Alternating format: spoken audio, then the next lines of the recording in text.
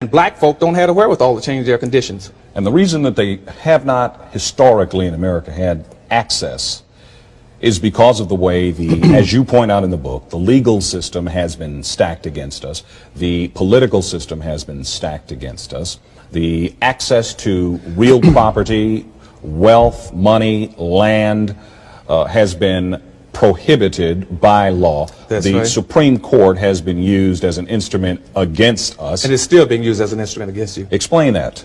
Because initially, when the Constitution was written, all the Constitution did was picked up the old public policy that had already begun on black folk. When black folk first arrived in this country in 1619, there was approximately 20 blacks. By 1634, the Maryland colony came into existence. That time you had about 40, 45 blacks in the country. Mm-hmm. By 1638, something very profound happened, Darrell, that every black person in this country needs to understand. Something very, very profound. What happened in 1638? The Maryland colony put out its first public edict.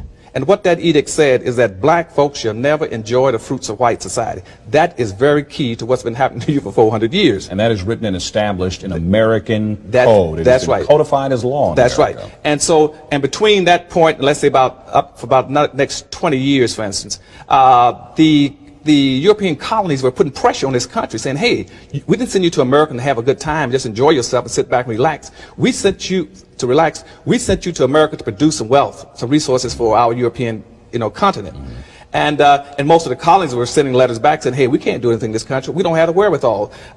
It would take us a lifetime to clear the forest, to move the bricks, to get rid of the snakes and rocks. Mm-hmm. And we need a labor force to do it.